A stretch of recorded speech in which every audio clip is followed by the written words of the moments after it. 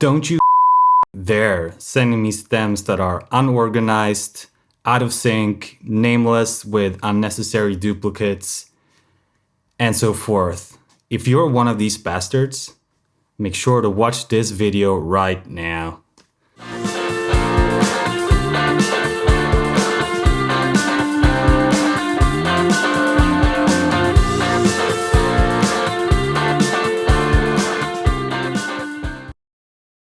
So I'm going to show you how to prepare your session for your mixing engineer.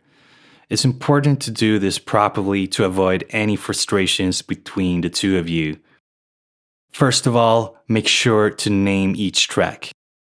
So we have a lead vocal track here, so simply name it lead vocals.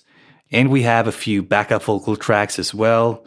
Name them backup vocals 1, 2, etc. If they are harmonies, name them harmonies. We also have a rhythm guitar and a lead guitar. Therefore, we name the rhythm guitar, and the lead guitar, lead guitar. Pretty straightforward. I want to stress the importance of avoiding having 15 different vocal takes. Ideally, you would only have one vocal track for the main vocals. Same goes for a backup vocal track or a harmony track. So if your main vocal consists of several takes, just pick the best ones, drag and drop them to one track. The mixing engineer doesn't really want any effects added on the stems that he or she is working with. Let's say you've applied a reverb that sounds far too echoey or muddy. That would be more or less impossible for the mixing engineer to remove. Or maybe you've applied far too much compression without you even realized it. That would also be very difficult to fix in the mix. Don't add any delay either. Leave that to the mixing engineer unless you have a very specific sound effect that you feel is important in the context of the mix. If you have any specific requirements regarding sound effects, communicate with your mixing engineer. You have to make sure that your stems are lined up properly, otherwise they will be out of sync. This is quite basic, yet this happens to me occasionally when receiving files from clients, and it's quite frustrating. It's just a big no-no. So make sure that each stem is lined up properly. So this is what it should look like. If it looks something like this, something is most likely wrong. So don't just mark one track that you have and export it.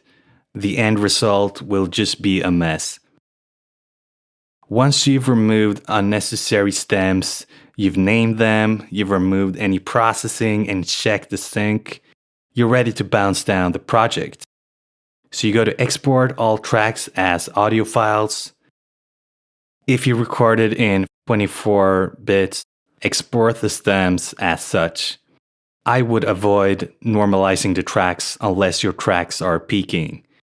Create a folder on your computer that you can export your stems to. And if you're unsure about what your sample rate and bit depth are, you can go to Project Settings, Audio, and here we can see that this session was recorded in 44.1 kilohertz.